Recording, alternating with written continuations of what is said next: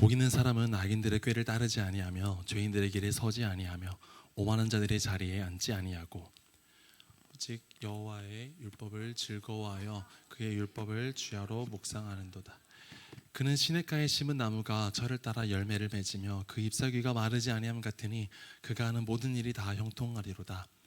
악인들은 그렇지 아니하며 오직 바람에 나는 겨와 같도다. 그러므로 악인들은 심판을 견디지 못하며 죄인들이 의인들의 모임에 들지 못하리로다. 오릇 의인들의 길은 여호와께서 인정하시나 악인들의 길은 망하리로다. 시편은 성경 66권에서 가장 볼륨이 큰 책입니다. 150편이고 2461절입니다. 대충 이렇게 계산을 해보니 구약 성경 10줄 중에 한 줄이 시편입니다. 이 방대한 시 안에는 찬양도 있고 기도도 있습니다. 또 탄식도 있고 분노와 절망도 있습니다. 심지어 하나님을 향한 원망도 있습니다. 찬양, 기도, 탄식, 분노, 절망, 하나님을 향한 항의. 그러고 보니 이 시편의 내용들이 지금의 우리네 삶을 대신 시인으로 하여금 표현하고 있는 시들이겠다 싶습니다. 시대나 상황이나 환경이야 다를 수 있겠지만 이 인간살이라는 보편적인 배경에서 누군가는 이유를 알 수 없는 억울함 가운데 있고 또 누군가는 열심히 살았는데 돌아오는 것이 없어서 낙심해 있고 또 누군가는 잘 한번 믿어보려 했는데 하나님이 멀게 느껴지는 이러한 보편적 배경이 시편이 기록된 시대와 지금을 이어주고 있어서 시편의 말씀을 읽으면서 위로를 받기도 하고 부끄럽기도 하고 또 도전을 받기도 하고 하나님과의 관계 회복을 경험하게 되기도 합니다. 그 시편의 시작이 무엇으로 시작하시는지 아십니까? 시편 1편 1절 말씀이에요. 복이 있는 사람은. 말씀 아까 읽었죠? 복이 있는 사람은 으로 시편 150편이 시작합니다. 본문은 우리가 너무 잘 알고 익숙한 말씀이라고 원고에 썼는데 잘 모르시는 것 같아요. 이제 시편 1편 1절부터 복이 있는 사람은 어떤 사람이다 라는 내용이 나온 우리가 잘 많이 들어서 알고 있는 시편입니다. 오늘은 그렇게 말씀을 좀 나누려고 합니다. 앞부분에서는 우리가 잘 알고 익숙한 지금까지 들어왔던 익숙한 설교의 패턴대로 이 말씀을 드릴 거고 중간 이후에는 조금 다른 방향으로 말씀을 드릴 겁니다. 1부, 2부 이렇게 나뉜다고 생각하시면 좋겠고 그래서 2부는 조금은 낯설 수도 있고 집중력이 흐트러지면 조금 어려울 수도 있으니 여러분의 집중력이 이만큼이면 2부에 조금 많이 집중을 해주시면 좋겠어요. 왜냐면 1부는 다 아는 얘기니까. 자, 1부의 주제는 이렇게 사는 사람은 복 있는 사람이다 라는 주제입니다. 일반적인 본문 해석의 방향입니다. 복 있는 사람에 대해서 1절에서는 이런 것을 하지 않는 사람이다 라고 이야기하고 2절에서는 이런 것을 하는 사람이 복 있는 사람이다 라고 이야기를 합니다. 먼저 1절에서 이런 것을 하지 말아야 복이 있는 사람이다 라고 이야기하는데 어떤 것들인지 우리 1절 말씀을 같이 읽겠습니다. 시작.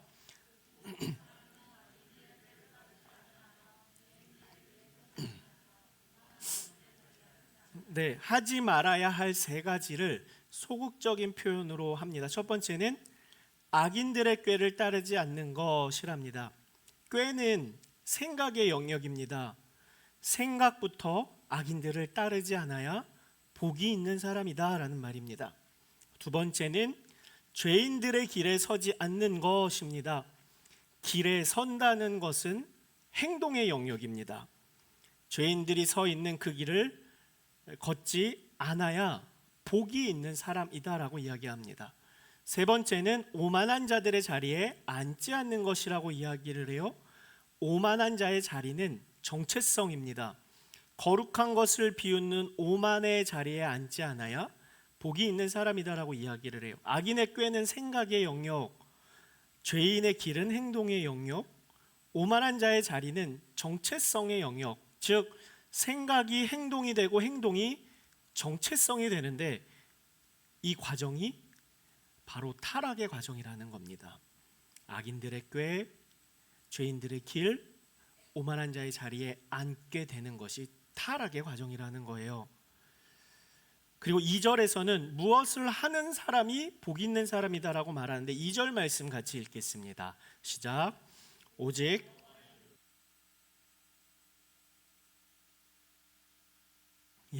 오직과 묵상에 포커스를 맞추면 복 있는 사람의 유일한 즐거움은 오직 여호와의 율법이고 그 율법을 묵상하는 사람이 복이 있는 사람이다라고 말합니다. 묵상이라는 단어의 원래 의미를 보면 이 되새김질한다라는 의미예요. 율법을 묵상한다는 것은 그냥 생각 속에서 생각으로 끝나는 것이 아니라 반복적으로 소화시키는 것, 되새김질하는 것이 묵상이라는 말이에요. 그래서 묵상은 소비가 아니라 되새김이다라는 겁니다. 하나의 말씀을 여러 맥락에서 반복적으로 되새기는 것, 얼마나 되새기래요? 주야로 되새기는 것이 묵상이랍니다. 여기서 말하는 주야는 밤과 낮이라는 어떤 시간적 카테고리를 뛰어넘는 환경과 상황을 의미합니다. 어떤 상황에서든 어떤 환경에서든 말씀을 되새기는 것이 주야로 묵상하는 것이다라는 말이죠. 바쁜 중에도 말씀을 붙드는 사람, 결정 앞에서 말씀으로 비추어 보는 사람, 감정과 상황을 말씀의 언어로 해석하는 사람, 이런 사람이 복 있는 사람이다라고 시인은 2절에서 이야기를 합니다. 그래서 복 있는 사람을 3절에서는 무엇에 비유하냐? 3절 말씀 같이 읽겠습니다. 시작. 그는 시냇가에 심은 나무가 철을 따라 열매를 맺으며 그 잎사귀가 마르지 아니함 같으니 그가 하는 모든 일이 다 형통하리로다. 악인의 꾀를 따르지 않고 죄인들의 길에 서지 않고 오만한 자들의 자리에 앉지 않고 오직 여호와의 율법을 즐거워하고 주야로 그 율법을 묵상하는 복 있는 사람을 3절에서는 시냇가에 심은 나무로 비유합니다. 그냥 나무가 아니라 시냇가에 심은 나무. 여러분 이 시편 1편 말씀을 많이 들어 아실 텐데 시냇가에 심은 나무의 이미지가 어때요? 우리가 잘 알죠. 열매도 많이 맺고 잎사귀도 마르지 않는 것. 그런데 그 주변을 한번 생각해 보셨나요? 그 나무가 심겨진 주변. 이 구약의 배경인 팔레스타인, 이 중동 지방은 엄청난 열기가 가득한 척박한 광야 사막입니다. 그런데 이 나무만 울창합니다. 열매가 있고요, 잎사귀가 푸르릅니다. 무엇 때문에 그래요? 시냇가 때문에 그렇다는 거예요. 그 나무의 뿌리가 시냇가에 연결되어 있기 때문에 시냇가라는 생명의 줄로 나무의 뿌리가 연결되어 있으니 그 잎사귀와 그 열매가 많은 것처럼 보이는 거예요. 주변은 아무리, 그리고 여전히 광야와 같이 황량하고 여전히 악인들은 꾀를 부리고 여전히 죄인들은 하나님 없는 길을 가고 여전히 오만한 자들은 거룩을 비웃고 있는 상황이지만 복 있는 사람은 그 뿌리가 생명과 이어져 있기 때문에 형통함에 이르게 된다라는 것이에요. 그 생명이 바로 말씀이신 하나님이라는 것. 그래서 일부의 결론은 세상의 가치관을 분별하고 말씀을 붙들므로 형통을 누리는 복 있는 사람이 되어야 한다. 그것이 우리에게 익숙한 자연스러운 결론입니다. 그래서 그 말씀을 들으면 우리는 적용합니다. 말씀을 더 묵상해야지. 세상 가치관에 물들지 말아야겠다. 너무나 훌륭한 잘된 적용입니다. 악인들의 꾀를 따르지 마십시오. 죄인의 길에 서지 마십시오. 오만한 자들의 자리에 앉지 마십시오. 오직 말씀을 즐거워하며 그 말씀을 주야로 묵상하는 여러분 되시길 주님의 이름으로 축복합니다. 뭔가 교훈 얻은 것 같죠? 이제 2부 시작이에요. 그런데 현실을 봅니다. 말씀 더 묵상해야지. 세상 가치관에 물들지 말아야지. 그래서 복 있는 사람 되어야지 결단하고 결심하지만 그 결심이 얼마나 갑니까? 그렇게 한 주를 보내고 또 이 자리에 앉아서 기도하고 결단합니다. 하나님, 지난 한 주 악인의 꾀를 따랐고 죄인의 길에 서 있었고 오만의 자리에 앉아 있었고 말씀이 아닌 세상적인 것에 내 도파민이 폭발했고 말씀 묵상은커녕 말씀을 펴보지도 않았습니다. 잘못했습니다. 용서해 주십시오. 다시 내일부터 시작하는 한 주 잘 살아보겠습니다. 라는 의지로 우리는 52주를 살아갑니다. 무한 반복입니다. 그래 반복하는 게 다행이죠. 하지만 이제 말씀드리는 거에 여러분의 집중력을 좀 발휘해 주십시오. 여러분, 우리 프라미스 예배가 보통 이 히브리어들은 보통 수준 이상이시니까 괜찮잖아요. 그렇죠? 질문을 한번 해보죠. 시편 1편에서 묘사한 삶, 악인의 꾀를 따르지 않고 죄인의 길에 서지 않고 오만한 자의 자리에 앉지 않고 오직 여호와의 율법을 즐거워하고 주야로 묵상하는 이 삶을 완벽하게 살아낸 사람이 있을까요? 우리 중에는 없습니다. 눈 씻고 찾아봐도 없습니다. 그런데 있습니다. 단 한 분. 광야에서 사탄의 꾀를 모두 거절하신 분. 창기와 세리와 함께 계셨지만 그들의 길을 걷지 않으신 분. 십자가 위에서 조롱을 온몸으로 받으셨지만 아버지의 뜻 안에 머무신 분. 말씀이 육신이 되신 예수님만이 시편 1편의 삶을 온전하고 완전하게 완성하신 분이십니다. 이 시편의 편집자들이 시편을 이렇게 조합을 할 때 1편과 2편을 처음부터 한 쌍으로 배치했습니다. 우리는 1편, 2편, 3편 이렇게 나가는데 시편 편집자들은 1편과 2편을 시작이 1편으로 시작하는 게 아니라 1편, 2편이 하나의 책으로 여겼습니다. 따로 떼서 읽는 게 아니라. 그러고 보니까 성경이 재미있는 게 그 2편의 내용이 뭔지 아세요? 뭐 안다고 하셔도 제가 다 설명할 거니까 아시잖아요. 그렇죠? 우리 시편 2편의 내용이 시편 1편의 삶을 완성하신 예수님에 대한 내용입니다. 시편 2편 2절 말씀 한번 같이 읽겠습니다. 시작. 세상의 군왕들이 나서며 관원들이 서로 꾀하여 여호와와 그의 기름 부음 받은 자를 그의 기름 부음 받은 자라는 히브리어 단어가 뭐죠? 1번 메시아. 네. 메시아입니다. 그의 기름 부음 받은 자. 그래서 시편 2편을 메시아 시편이라고 불러요. 자, 그 메시아는 어떤 분이신가? 시편 2편 7절 말씀을 같이 읽겠습니다. 시작. 내가 여호와의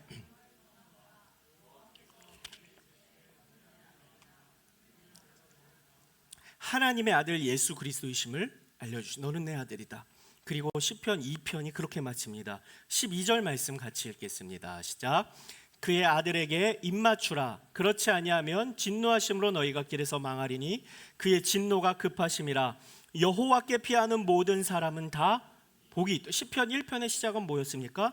복이 있는 사람은이었고 시편 2편의 마무리는 그런 사람은 다 복이 있다. 어떤 사람이냐? 여호와께 피하는. 여기서 시편 2편 12절에서 아들에게 입맞추는 것과 여호와께 피하는 것이 같은 행위입니다. 여러분 집중력 괜찮나요?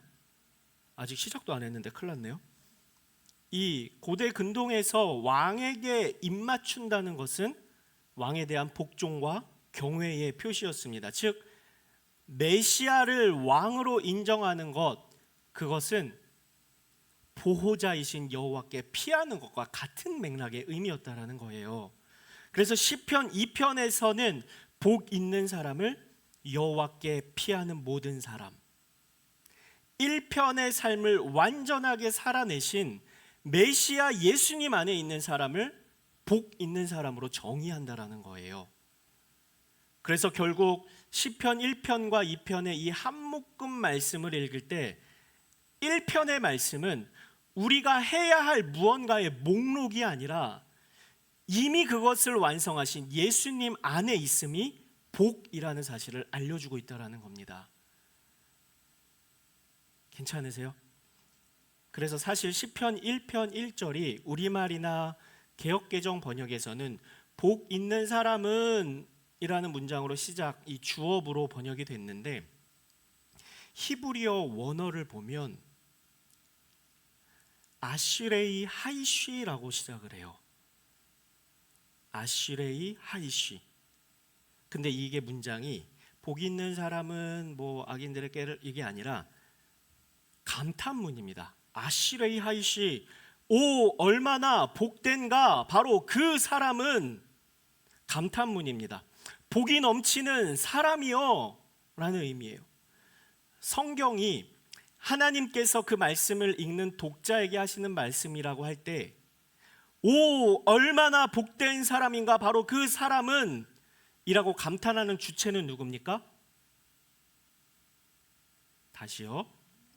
성경이 하나님께서 그 말씀을 읽는 독자에게 하시는 말씀이라고 할 때 오 얼마나 복된 사람인가, 바로 그 사람은 이라고 감탄하는 주체가 누구예요? 하나님이시죠. 그 감탄을 자아내게 하는 존재는 독자인 우리일 텐데, 질문입니다. 하나님은 왜 이렇게 나 같은 사람을 보고 감탄하십니까? 왜 여러분을 보고 탄성을 내뱉으십니까? 오 얼마나 복된 사람인가, 바로 당신이 내가 잘 살아서입니까? 내가 실력이 있어서 그렇습니까? 내가 말씀을 충분히 묵상해서입니까? 내가 악인의 꾀를 잘 피하고 죄인의 길에 서지 않고 오만한 자의 자리에 앉지 않아서입니까? 우리는 악인의 꾀를 따르기 너무 쉽고 죄인의 길에 자주 서 있고 오만한 자의 자리에 앉아 있는 것을 우리끼리 얘기지만 바라기도 하는 사람들입니다. 그러니 그것이 하나님의 감탄의 이유는 되지 못합니다. 하나님이 우리를 보시며 당신의 백성을 보시며 아슈레이 하이시라고 말씀하시는 이유는 시편 1편의 삶을 완성하신 예수 그리스도 안에 있는 우리를 보시기 때문에 그렇습니다. 우리가 그분으로 인해 구원을 얻고 바울의 말처럼 내가 그리스도 안에, 그리스도가 내 안에 계시기 때문에 그것이 하나님 감탄의 유일한 이유라는 거예요. 내가 의로워서가 아니라 의로우신 그분 안에 내가 있기 때문에, 내가 완벽해서가 아니라 그리스도 그분이 완성하신 삶이 내 삶으로 인정되기 때문에 아시레이 하이시, 그러는 하이시라는 그 단어가 복수가 아니라 단수입니다. 바로 그 사람, 악인들, 죄인들, 오만한 자들은 복수를 썼어요. 근데 하이시는 단수를 썼습니다. 무슨 말입니까? 우리 한 사람 한 사람을 보면서 주님께서 감탄하셨다라는 거예요.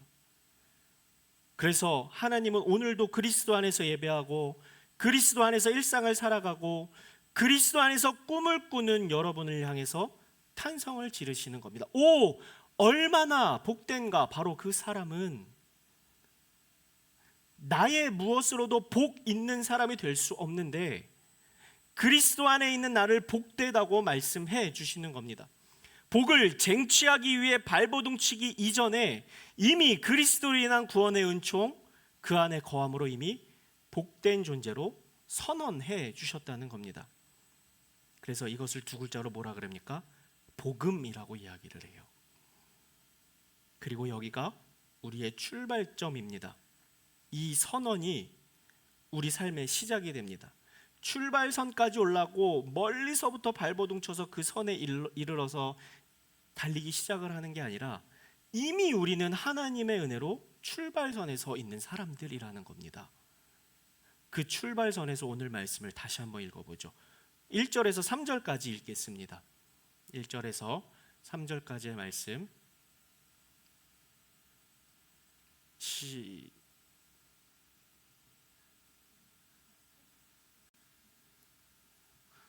시작. 복 있는 사람은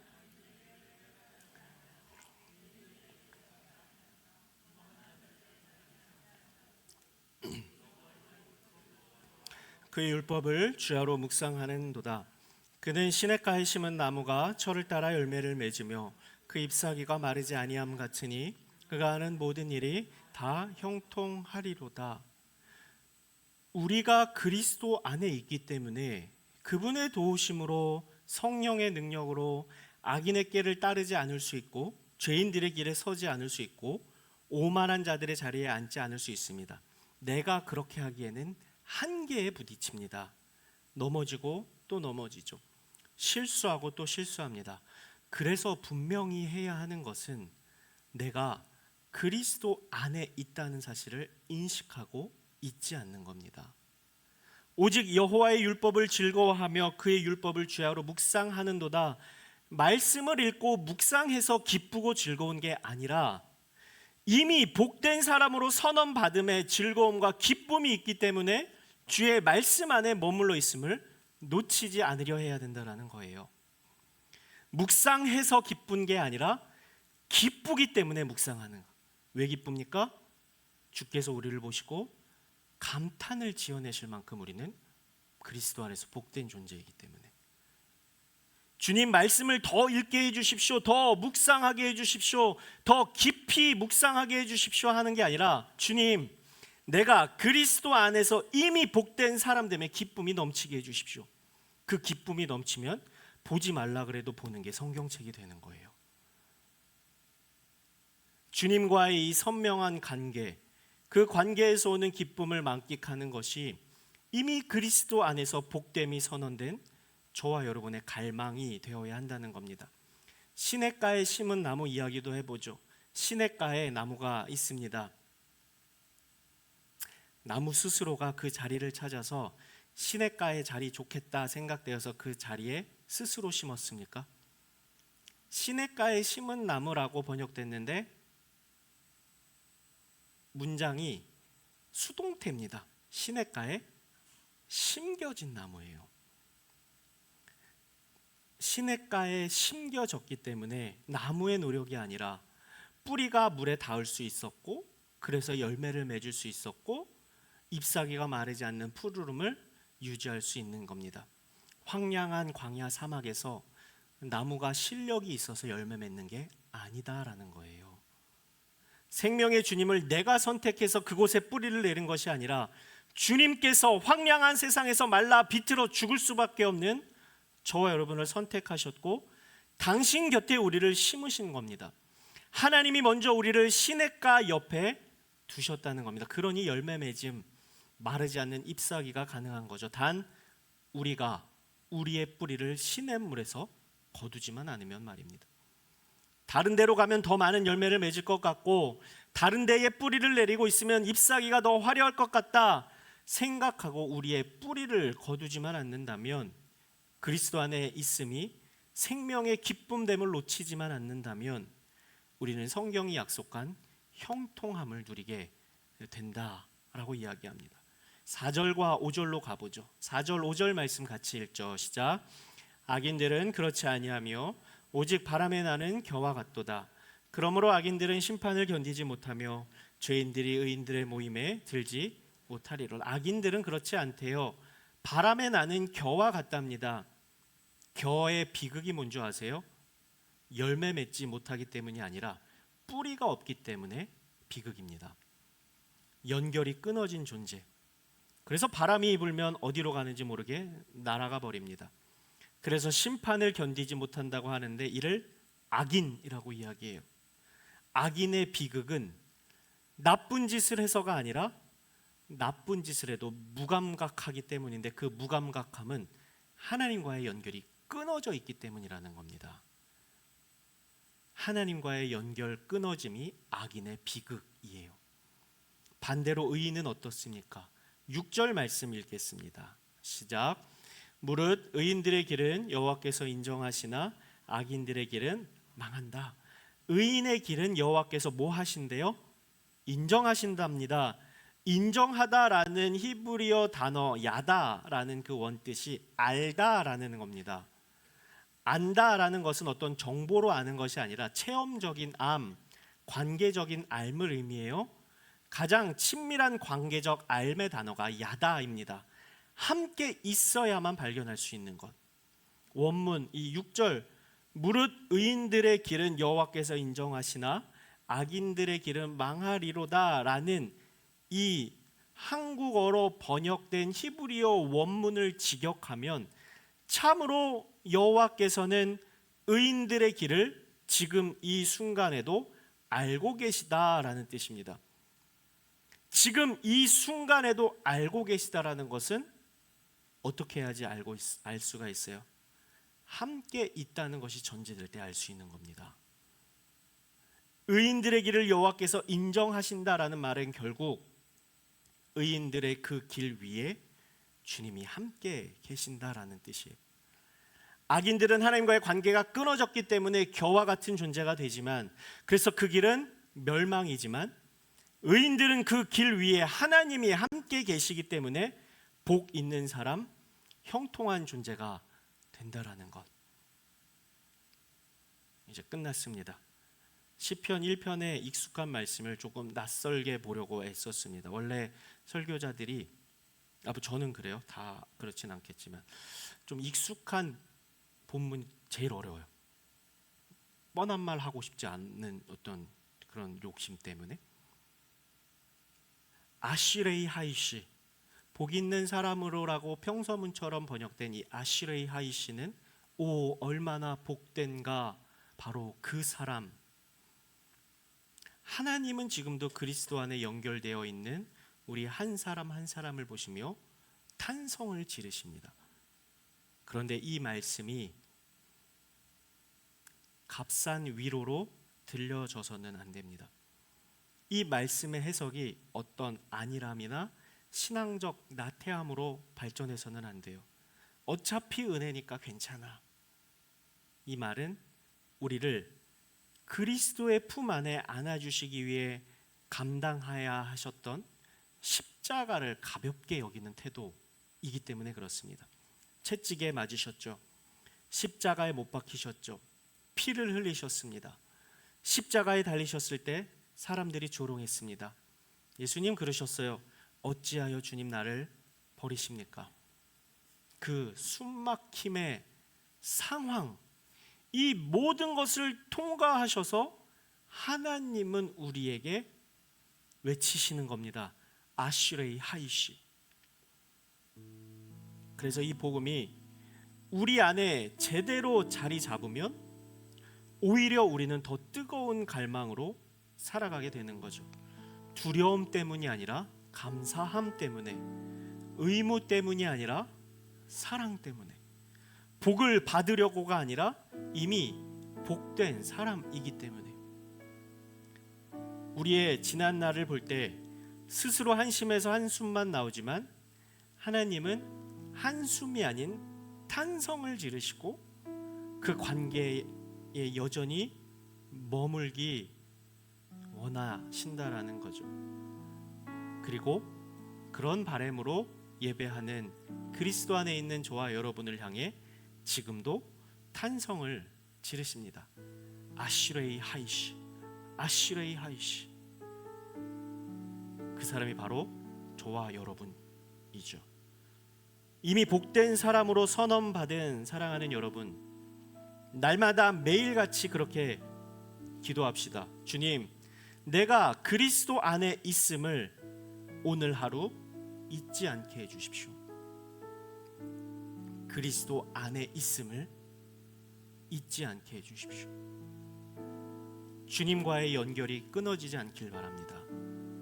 우리를 먼저 하시고 선택하신 하나님 앞에 머무는 삶, 말씀이신 주님 안에 거하는 삶, 시냇가에서 마음껏 생명의 공급을 받으며 살아가는 저와 여러분 될 수 있기를 주님의 이름으로 축복합니다.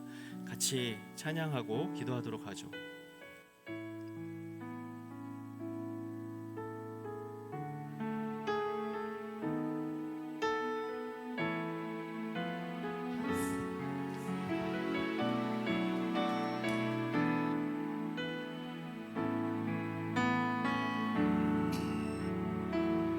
나의 영혼이 잠잠히 하나님만 바라며 나의 구원이 그에게서 나는 도다. 나의 영혼아 잠잠히, 나의 영혼아 잠잠히 하나님만 바라라. 나의 소망이 저에게서 나는 도다. 오직 주만이 나의 반석, 나의 구원이시니.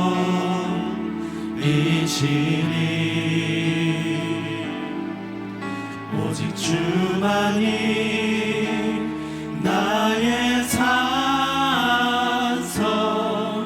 내가 요동치 아니. 우리 자리에서 일어나서 우리의 고백으로 다시 한번 찬양하며 나아가겠습니다. 나의 영혼이 간절히, 나의 영혼이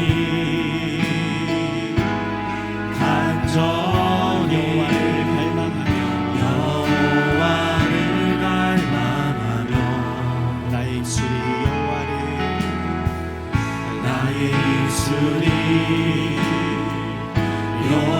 여호와를 찬양하리. 나의 영혼이 즐거이, 나의 영혼이 즐거이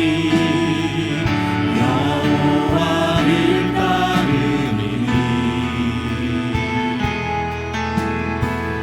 나의 평생에 여호와를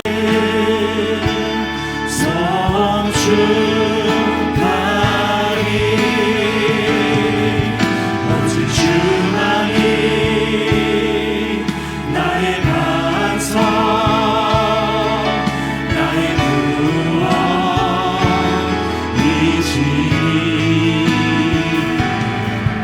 오직 주만이 나의 산성, 내가 요동치 아니. 오직 주만이 나의 반석, 오직 주만이 나의 반석, 나의 구원이시니. 오직 주만이 나의 산성, 내가 요동치 한 번 더 고백합니다. 오직 주만이, 오직 주만이 나의 반석, 나의 구원이시니. 오직 주만이 나의 산성, 내가 요동치 아니하리. 우리 그리 기도했으면 좋겠습니다. 주님, 복받기 위해 발버둥 치는 게 아니라 이미 복받은 사람임을 나로 하여금 믿게 하여 주시옵소서. 그리스도 안에 살아 있음을 오늘도 인정하게 하여 주시옵소서. 그리스도 안에 있음을 절대로 놓치지 않게 하여 주시고 하나님과의 연결을 끊는 모든 것들로부터 우리를 보호하시고 아시레이 하이시 감탄하시면서 우리를 바라보시는 복의 근원 되신 주님께 붙들려 있는 인생이 되게 하여 주시옵소서. 이 시간 한번 같이 기도하며 나가겠습니다. 거룩하시고 자비로우신 아버지 하나님, 그리스도 안에 있음을 인정하게 하여 주시옵소서. 그리스도가 나를 위해 베푸신 그 크신 사랑과 십자가의 은혜를 인식하며 살아갈 수 있도록 도와주시옵소서. 그 주님을 놓치는 일이 없게 해주십시오. 그리스도 안에 이미 있기에 나의 선택이 아니라 나의 판단과 나의 빗자루이 아니라 그리스도께서 나를 사랑하셔서 하나님의 은혜로 내가 그 안에 있음을 잊지 않게 하여 주시옵소서. 시냇가에 심겨진 나무임을 내가 잊지 않게 해주십시오. 내가 잘나서 내가 실력이 있어서 내가 무언가를 했기 때문에 그것을 심은 것이 아니라 주께서 나를 이곳에 심으셨고 주께서 나에게 생명을 보내주고 계심을 놓치지 않게 하여 주시옵소서. 내가 발버둥쳐서 복받는 자리에 있는 것이 아니라 이미 나를 복있다 선포하신 선언해 주신 그 주님의 은혜를 기억하며 살아가는 자의 인생이 될 수 있도록 주님 역사하여 주시옵소서. 그리스도 안에 있음을 잊지 않게 해주십시오. 주님, 내가 그리스도 안에 있음을 잊지 않게 하여 주시옵소서. 그리스도 안에 있음을 잊지 않게 하여 주시옵소서. 생명의 몸이 주께로 말미암아 내가 잊지 않게 하여 주시옵소서. 그것이 끊어지면 나는 멸망을 갈 수밖에 없으므로 잊지 않게 하여 주시옵소서. 오직 주님께서 나에게 생명을 주시는 유일한 분이신 내가 놓치지 않고 나아가는 인생이 될 수 있도록 주님 역사하여 주시옵소서. 오직 주님만을 붙들고 나가기를 원합니다. 오 주님, 생명의 근원 되신 주님, 말씀 가운데 거하며 우리에게 기쁨의 목적 되게 하여 주시옵소서. 주님이 나를 붙들다 말씀해 주셨기에 너무나 기뻐 말씀 가운데 거하는 인생으로 살아갈 수 있도록 주여 역사하여 주시옵소서. 나의 노력, 나의 의지보다 앞서시는 한참 선행하시는 그 십자가의 사랑을 기억할 수 있도록 주여 역사하여 주시옵소서. 그 십자가 사랑 붙잡고 살아가기를 원합니다. 나를 위해 주신 그 주님의 놀라우신 그 사랑의 보혈을 기억하기를 원합니다. 그 보혈을 의지하며 살아갈 때에 그리스도 안에 있음을 인식하며 살아가는 인생 될 수 있도록 도와주시옵시고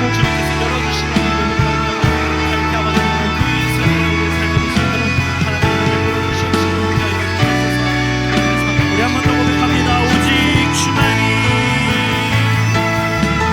오직 주만이 나의 반석,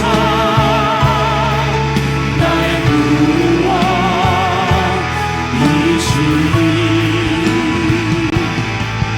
오직 주만이 나의 산성, 내가 요동치 않으리라. 오직 주만이 나의 반석, 나의 구원이시니 오직 주만이 나의 산성, 내가 요동치 아니하리.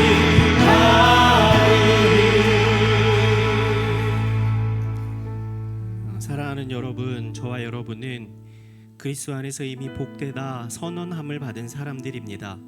그런데 주변에서는 우리를 속이려고 애쓸 겁니다. 너 악인들의 꾀를 따르지 않아. 죄인들의 길에 서 있잖아. 오만한 자들의 자리에 앉아 있잖아. 너가 복된 존재라고? 전혀 그럴 수 없고, 너 말씀도 이번 주에 한 번도 펴서 보지 않았잖아. 너 이번 주에 큐티도 안 했잖아. 밥 먹을 때 기도는 하니? 아무리 우리를 조롱하고 조소한다 하더라도 여러분 잊지 마십시오. 저와 여러분은 이미 그리스도 안에서 복되다 선언함을 받은 존재들이라는 사실입니다. 그래서 늘 기억하십시오. 그리스도 안에 있음이 나의 정체성임을, 하나님과 연결되어 있음이 우리의 삶의 가장 큰 행복임을, 그래서 그 기쁨 때문에 말씀 가운데 거하고 말씀을 묵상하며 말씀을 통해 말씀하시는 생명의 주님을 만나는 복된 한 주간의 삶이 되시기를 주님의 이름으로 축복합니다. 사랑하는 주님, 아무것도 아닌 우리를 복되다 말씀해 주셔서 감사합니다. 바로 그 사람이라고 말씀하시며 여기에 있는 한 사람 한 사람 개인을 얼마나 복된 사람인가 탄성하시고 감탄하시는 주의 그 음성이 우리 귓가에 날마다 쟁쟁하게 울려 퍼지게 하여 주시고, 그리스도 안에 있음으로 인하여 나는 그 어떤 해도 당하지 않음을 세상 가운데 살면서 경험하는 저희 모두가 될 수 있도록 주님 인도하여 주시옵소서. 악인들의 꾀, 죄인들의 길, 오만한 자의 자리, 이곳에 앉지 않으려고 발버둥치기 전에 그리스도 안에서 우리를 복되다 선언하신 주님의 음성 붙잡게 하시고 그리스도 안에 있음을 인정하며 감사하며 살아가는 저희의 삶이 되게 하여 주시옵소서. 마음과 뜻과 정성을 다하여 귀한 예물을 주님 손에 얹습니다. 드린 손길마다 한량없는 주의 은혜를 더하시고 이 예물이 쓰이는 곳에서 놀라우신 하나님의 일하심을 맛보아 깨달아 아는 사람들의 수가 늘어가게 하여 주시옵소서. 한 주간 우리를 심으신 삶의 자리로 나아갑니다. 뜻과 계획 없이 보내신 것 아님을 우리로 하여금 알게 하시고 주님의 뜻과 계획을 발견하며 그리스도 안에서 정말로 행복하고 평안하고 기쁨이 넘치는 삶이 될 수 있도록 주 앞에 머리 숙인 하나님의 사람들을 축복하여 주시옵소서.